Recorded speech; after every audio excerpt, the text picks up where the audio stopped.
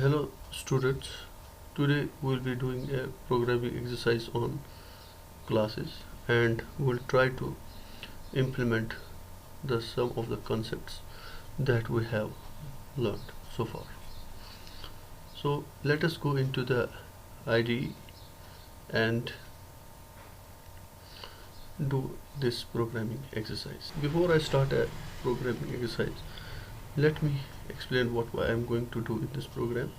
I am going to create a class that stores a single integer, and that class has got constructors, and the constructors are overloaded. I have already discussed what is function overloading and how we overload the constructors, and that class will have some member functions like add, that is capable of adding two integer objects, and we will be implementing the multiplication operation as a member function and a division operation as a member function.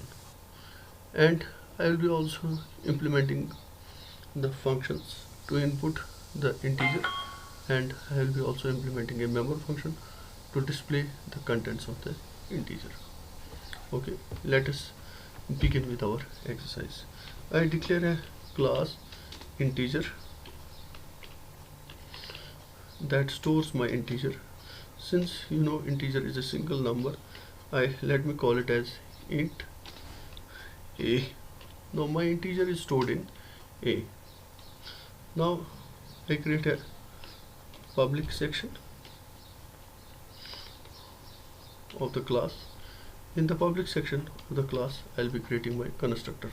Since the name of the class is integer, so the name of my constructor will be integer.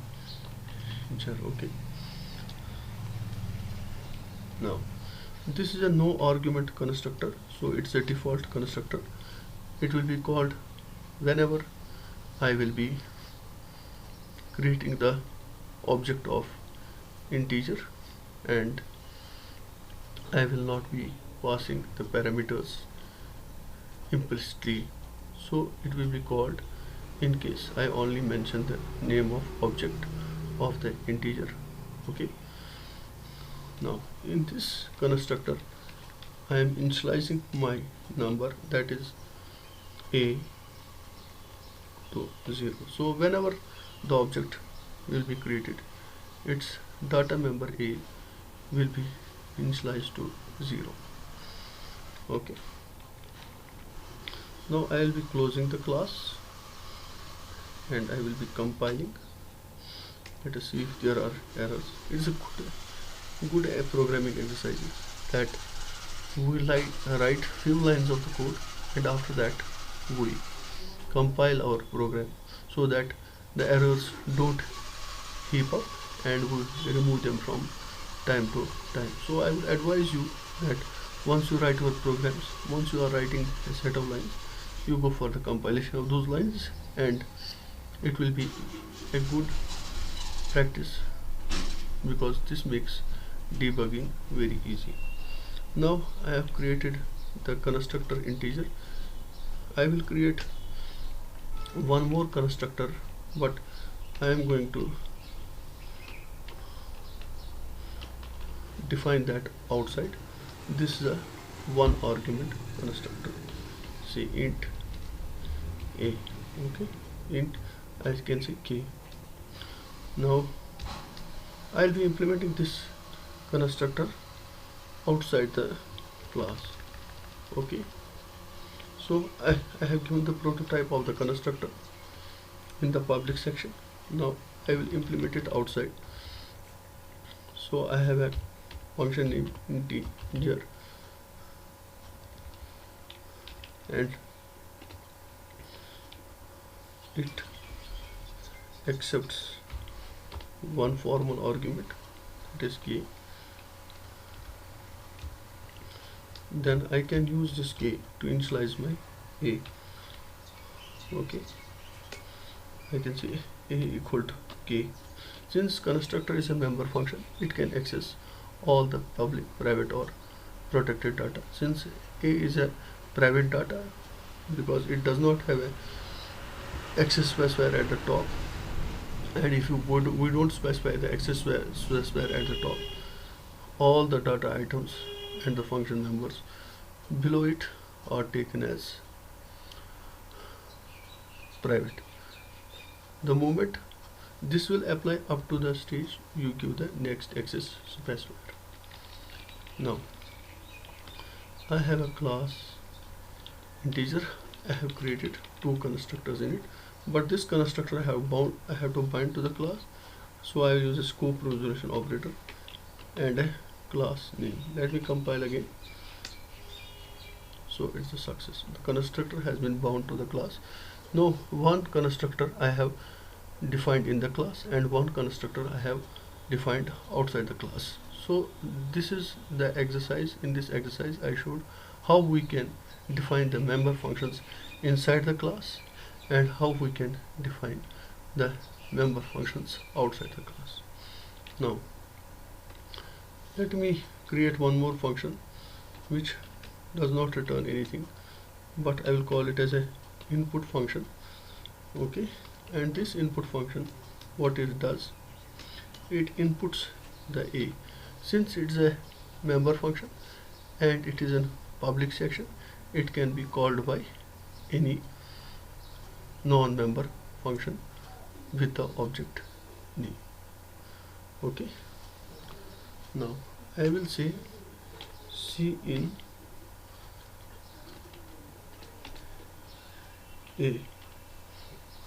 Okay, I can say cout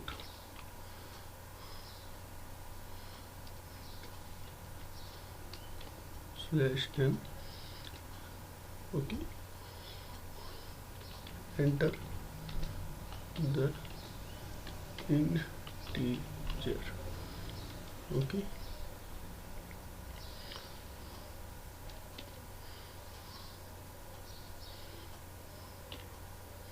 and once the user enters the integer A, we have taken the input of our integer, and we can write another function called as output that will display the contents of the integer. So I could equally implement this output outside the class. Let me do that, but first I have to write a prototype. Okay, void output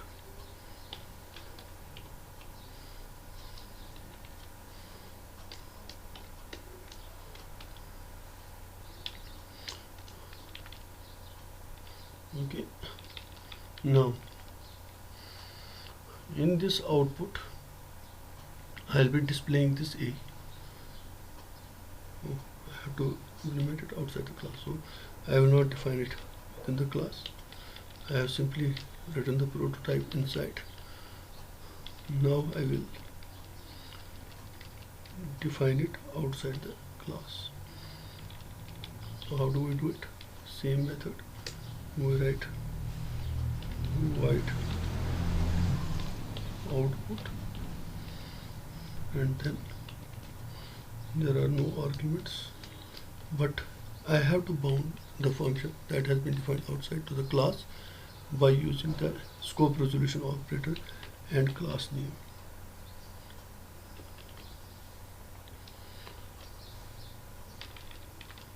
I will now see out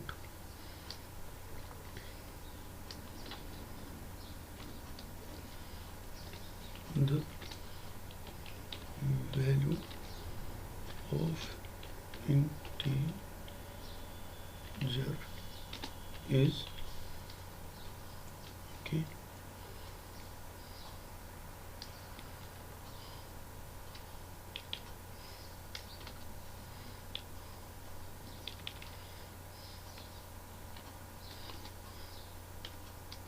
I am putting a slash n so that the cursor comes down to the next line. Okay, so I am now displaying the A. Let me compile again. It is okay. So I have created a class integer. I have created four member functions, that is two constructors, and two member functions, that is input function and the output function. The input function enters the value of a, and the output function displays the contents of the a. Okay.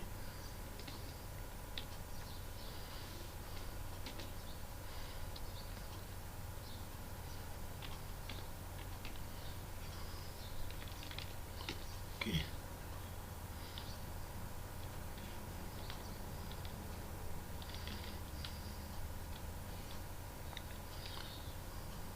Now input and output can be called in any order and anytime, but we should logically first input a number and then display it. So the logical order is like this, but they can be called in any order. Let me now create a object of integer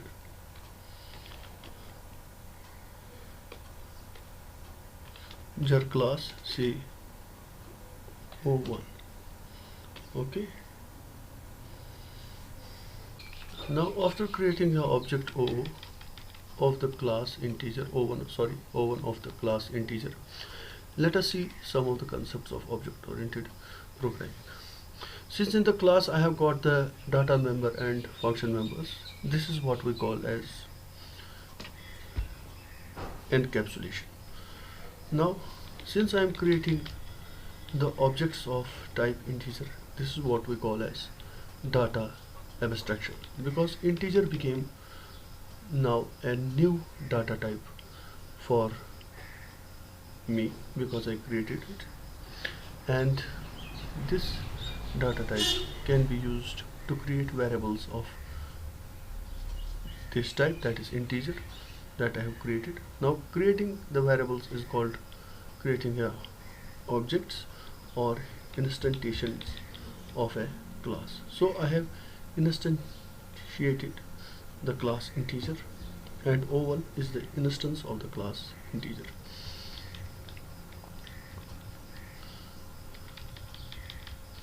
Now let O1 try to access the member A. If O1 tries to access a member A, there will be an error. Yes, there is an error. What is the error? It's not accessible since it's a private member. So this is what we call as data hiding. That is, the data member A of object O1 is hidden from all the non-member function because the access specifier for A is private. So this is what we call as data hiding. So same will apply to the member functions. If they are declared in the private section, those member functions cannot be called. So the private and protected data members and function members cannot be accessed. This is what we call as data hiding. Now since the class has got two constructors with the name integer, this is what we call as function overloading. Now I'll be explaining the operator overloading with the same class, so try to follow this program. It's very important. Now I have created the instance of the class O1. Let us see what will happen once I execute the program. Once I execute the program, since I have instantiated integer, I have created an object O1. The members will be allocated the memory, that is the members of O1. What is the member of O? Data member, that is A. It will be given memory, but once it will be allocated memory, it cannot be accessed independently. It has to be accessed with the object and with the dot operator. This is true in case I am accessing it in a non-member function, but in a member function, if I am invoking that member function with the object, I will not be accessing it with a dot operator. I can access it directly because at that time the member function is invoked with reference to that object. Now in this statement I have created object O1, so the constructor of this class will be called for O1. If you see, the control is transferred to the constructor Okay, and that is the default constructor. This is what we call as a default constructor. That is the constructor without the arguments. And this constructor will initialize the member A of object. What is the object for which the constructor has been called? That is O1. Now this A belongs to O1 right now, because this constructor is called in the context of O1, that is in the process of creation of O1. Since the constructor is called in the process of creation of O1 and I am accessing A inside the constructor, I am initializing it to 0, so the object is the implied argument to this function. Always whenever a function is called with reference to the object, that object becomes the implied argument or implied parameter to that function. You should remember this.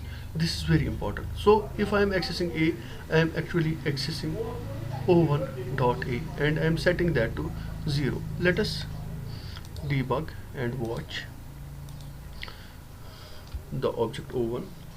You will see O1 will have one member. Right now it cannot be watched because we are out of main and only main recognizes O1.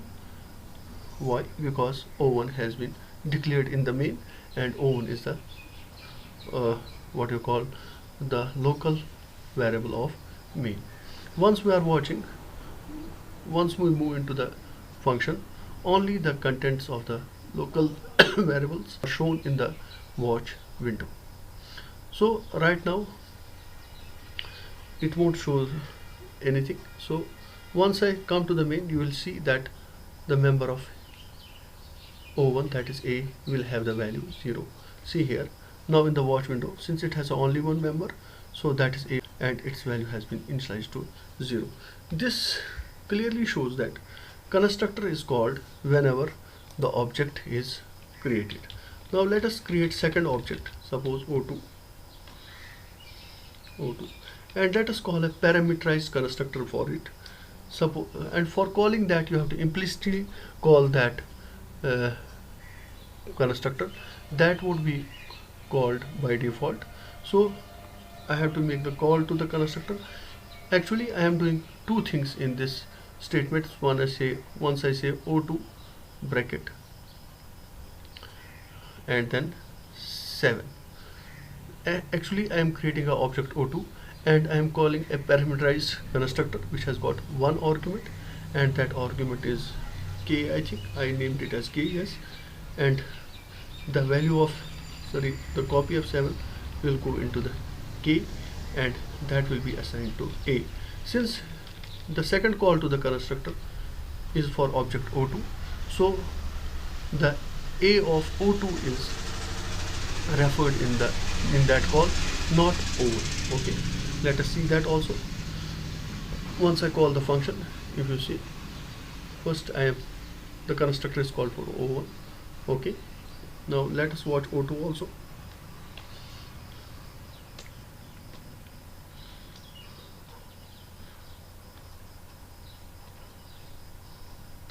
Okay, now this constructor has been called for O2 since it's a parameterized constructor and I have explicitly called that constructor. Default constructor is called implicitly, but that is the constructor without the arguments is called implicitly, but the parameterized constructor we have to call it explicitly. Okay, now since this constructor is called for O2, so if I say A equal to K, actually it's same as O2 dot A is equal to K. As I told you, the object is implied member for this constructor. Which object? That is object O2, because it has been called during the creation of O2. Now if you see, once we return into the main, O2, the member of O2, that is A, has a value 7 because I have called the parameterized constructor with the value with the argument 7, and O1 has the value for A, that is O1 dot A is equal to 0 because the default constructor was called, and in the default constructor what happened, we initialize the a to 0. Okay, now let us call the input function for O1. I will be accepting my number now, that is the integer, from the keyboard and storing that in the a. Okay, once I call input, if you see here, I'll be again using F7. So I am re-executing the program. So constructors for O1 and O2 have been called, and if you see, O1 is initialized to 0 and O2 is initialized to 7. But the user may want to input his integer from the keyboard, that is his number from the keyboard, so he can use the input function. Since input has been declared in the public section, so it can be called by the non-member function, that is main. In this case, O1.input is called by the main, because in case of functions we have always a caller and a called function. So O1.input is a called function and the caller is main. Okay, caller is also called as a calling function, and the called function is also called as a callee. Okay, now I am calling O1.input. Since I am calling input with reference to O1, so if I am making mention of a in the cin statement, it is actually O1.a. Okay, now I have to input this number. Now this time I am inputting the a of O1 because the function is called with reference to O1. Okay, now I have given the value of a as 5. You will see once we return to the main from this function, see here, the O1.a has been set to 5. This is how I input a data member a of O1. Similarly, I can input my second number also. How do I input it? O2 dot input. Okay, now I am inputting the two integers. One I am storing in object O1 and another I am storing in O2. Okay, let us see that. I'll be a bit fast with the initial steps because I explained them. Now I am calling the input for O1, so I'll be accepting the value of O1.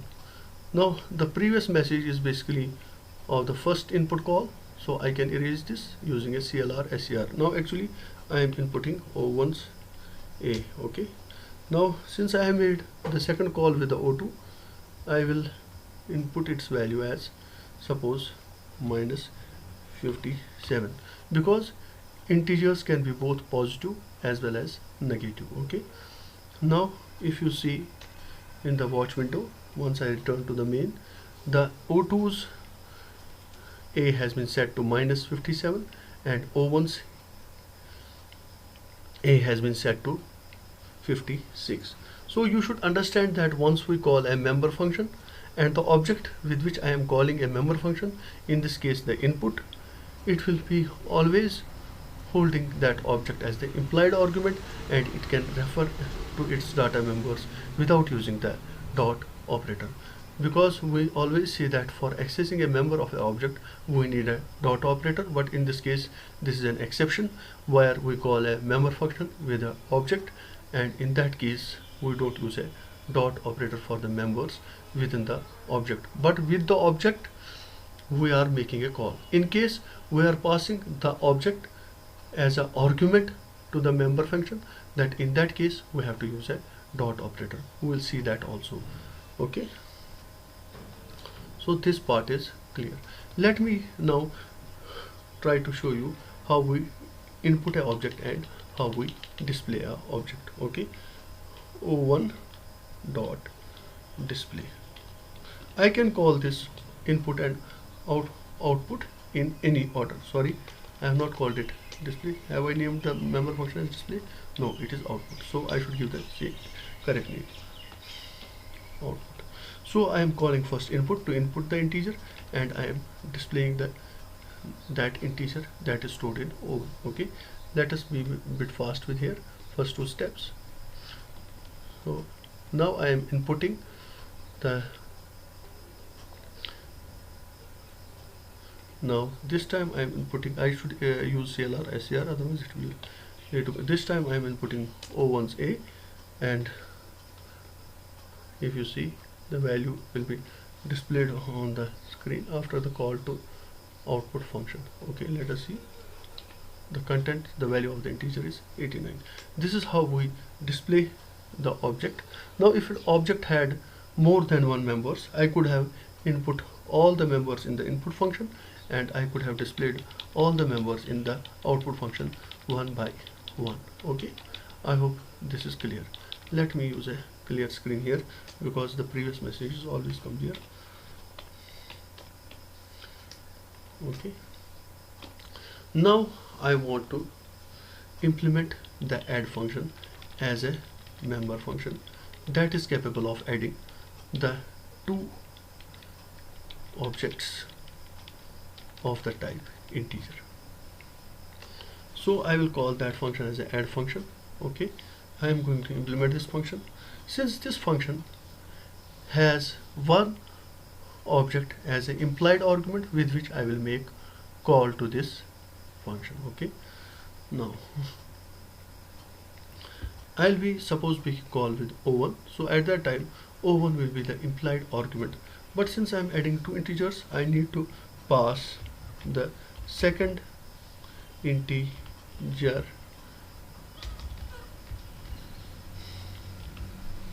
okay to this function. Let me call that as A. Since the name of the formal argument and actual argument can be different, it is again called by value. Okay, now let us try to see how we can call add here. Since add has been declared in a public section, we can call it. Okay, so I say add,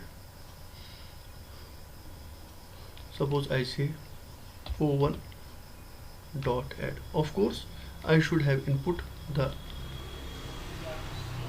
O1 and O2 before this. Okay, or I should have initialized them to some values, and I could do operations on that also. Okay, let me input it. So O1 dot input, then O2 dot input. Okay, I am inputting the two numbers. Now I am calling the function add of O1 with the argument O2. Okay, so now what I am doing, I am passing the second object, that is O2, as an argument to add. That is why I have declared my add. In the declarator I have given the formal parameter A of type integer. I have explained this because the data type of the actual argument is integer, that is O2, and the data type of the formal argument got to be integer. Now the copy of O will be passed to A. Okay, what I will be doing in this, I will be using another object that is a local object integer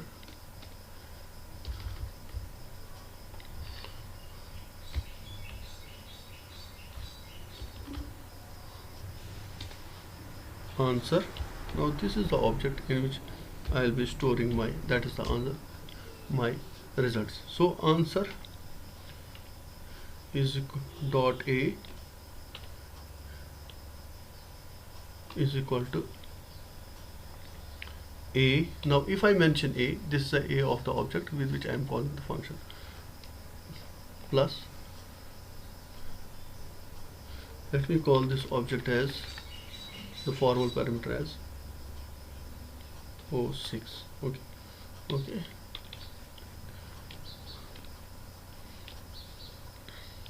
O6 dot A. Okay, now I will be returning my object answer. Since I have stored my answer, that is, I have stored my integer in the member of A. Okay, now what is the data type of the answer? The data type of the answer is integer. I have explained this in the video, that is function return type. Since the return type of the answer is data type of the answer is user defined data type integer, so I got to keep my return type also as of the type integer. Okay, now since I am returning an object, so I will be assigning my answer to some other object, that is O3. Okay, and I will be using here the statement O3 is equal to O1 dot, and because the return type is of type integer, that is the user defined data type which has been created by me, therefore O3's type has to be integer, because the return value this time is the object, and I have to assign the object to another object which is of same type. Okay, which this is a golden rule that I have explained in the video function return types. That is, the return type of the function should match with the type of the variable in which you are assigning the return value. Okay, since the return value is answer, that is, and it is of type integer, so O3 got to be of type integer. So in this function actually I am passing the objects of the same class, that is, since O6 is of type integer, so it is the object of the same class. Okay, and since it's the object of the same class, its public, private and protected data can be accessed by the member function, because for member functions we don't have any restrictions. Okay, access restrictions, that is, the access specifiers don't put their effect on the member functions, because member functions can access both public, private and protected part, and non-member functions have this access restrictions. All the functions that don't belong to the particular class are non-member functions for that class. Okay, now let us compile again. Okay, it is okay.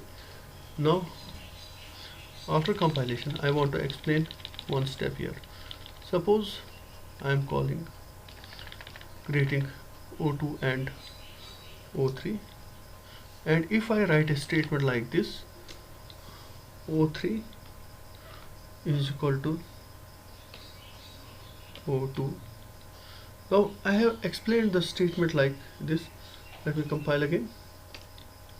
Okay, I can assign one object to another object. Once I do this assignment statement, what happens? All the members are copied.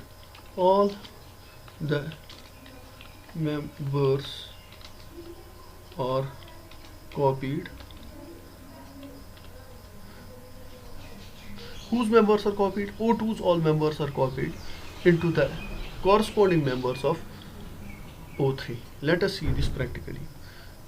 Okay, now see here I am creating three objects, O1, O2 and O3. Okay, let us watch O3 also.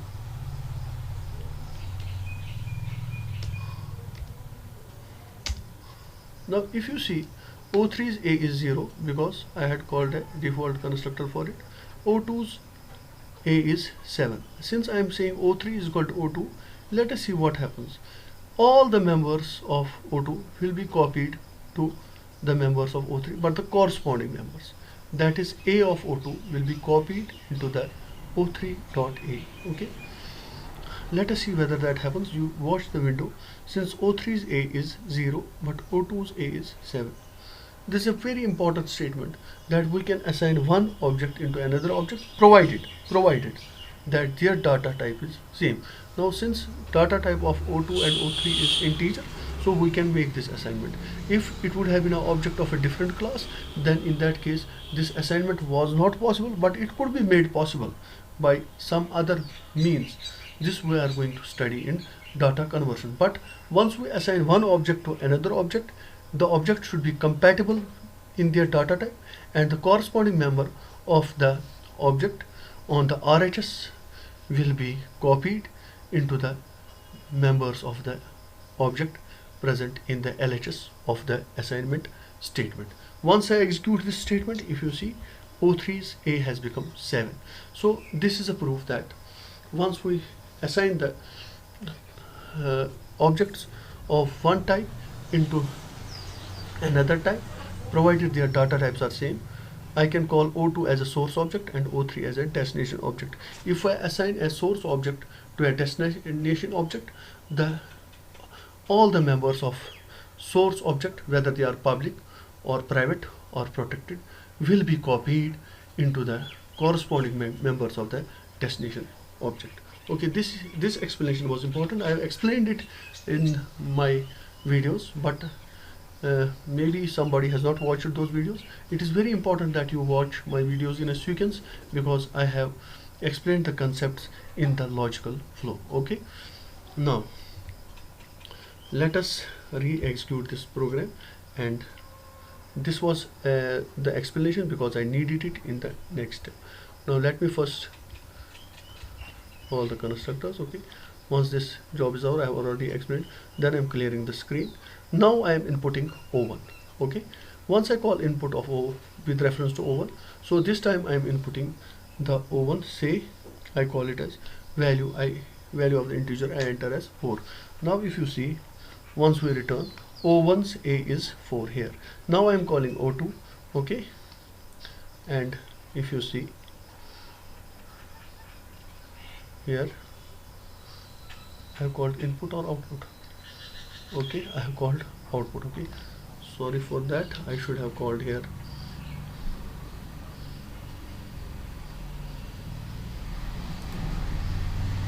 input.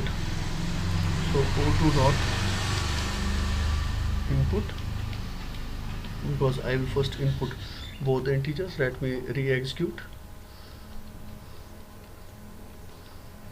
Now first I am accepting the member of O1, that is A, so I take its value as 7. Okay, then I am entering the value of A for O2. Let me call it as -9. So my two numbers are now 7 and -9. Okay, now after that I am making a call to a member function, that is the class which belongs to class integer. Now O1 dot add, and in the brackets O2. So the copy of O2 will be passed to the formal parameter of add. What is the name of the formal parameter of the add? We can see that the name of the formal parameter of add is O6. Okay, so the copy of O2 goes into O6, and since we are not passing it by reference, neither by address, so it is called by value. Now since I am making call with O1, so O1 is the implied argument to add. Okay, now what happens in add? Let us try to analyze that. Once we move into add, the copy of O2 goes into O6. Okay, and now I am creating a local variable answer. So I am creating another object of type answer.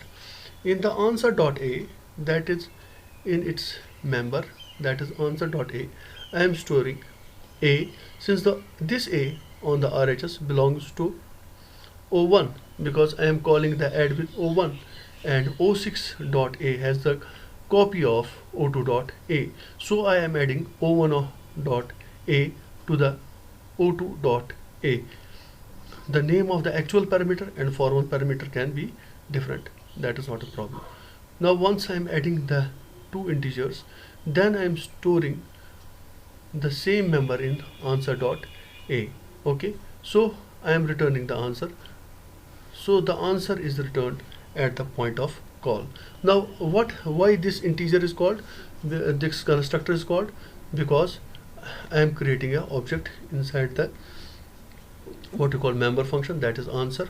Whenever the object is created, whether inside the member function or in a non-member function, the default constructor will be called if the arguments for the constructor have not been given. That is, if we are not making the explicit call to the parameterized constructor. So this constructor is actually called for answer. Now the next step will be executed, and after the execution of this, you can see, so the answer will be returned. Once the answer is returned, it is returned at the point of call. So this statement is actually same as O3 equal to answer. Now what will happen because of O3 equal to answer? All the members of answer will be copied into what you call O3. Since I am adding -9 and 7, because -9 plus 7 is equal to -2. So answer dot A was equal to -2, and that -2 has been assigned or copied. Answer dot A, that is -2, has been copied into O3. So my answer is O3 is stored in O3 now, okay, and that is equal to -7, because -7 plus -9 plus 7 is equal to -2. Okay, I hope you have understood it. So this is how we implement the addition of the two integers as the member function. Okay, now let us implement the subtraction, but as a non-member function. That is the function that will not belong to the class integer. Okay, once I create a non-member function, okay, I will be implementing the subtraction like this. So I will call the function name as subtraction.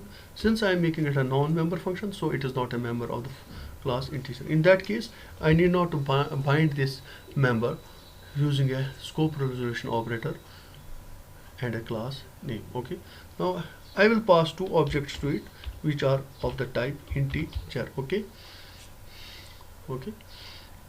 integer, say O1 comma integer O2. Okay, since it's a non-member function, it cannot access the private data of O1 or O2. Okay, this I have explained in my previous videos.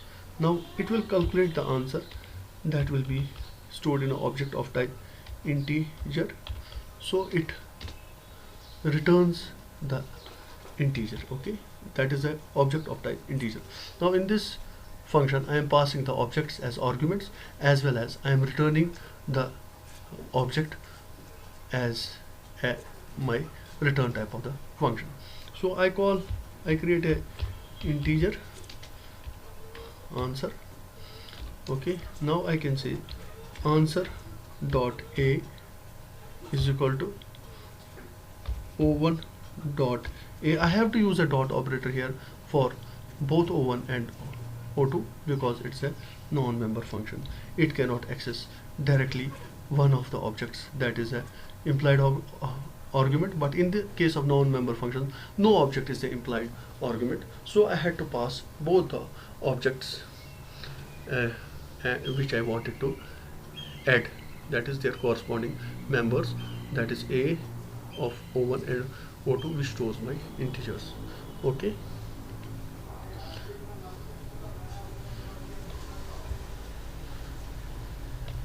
sorry, I am not adding, I am subtracting here, so I will have to use a subtraction. Addition I have also already implemented as a member function. So subtraction, sorry, I am implementing as a non-member function. So I will not be adding, I will be subtracting the contents of the two integers, and in this case I am using object O1 and O2 as a formal parameters.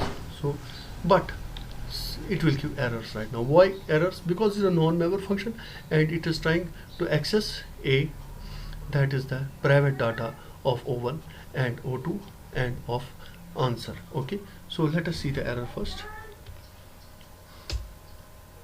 Now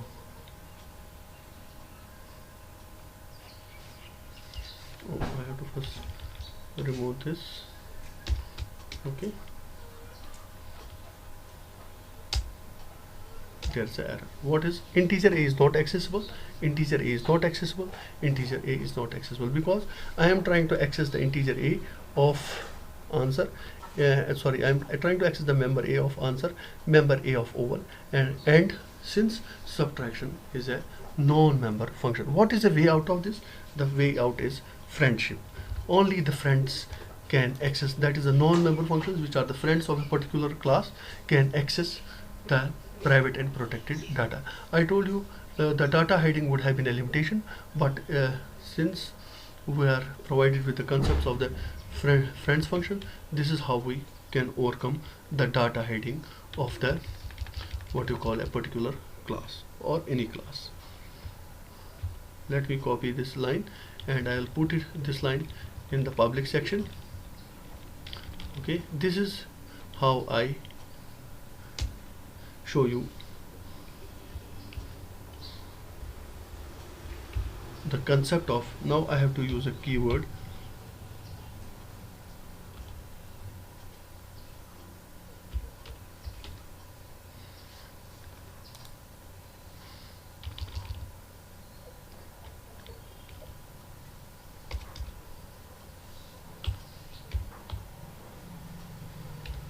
So now this function, that is subtract, which is a non-member function, is a friend of the class integer, and it can access the private and public data, sorry, protected and private data of the class integer. Public data it could have accessed, because public data is accessible to all the non-member functions. So non-member functions can access only the public part of a particular class. Therefore the public part is the entry point for that particular class.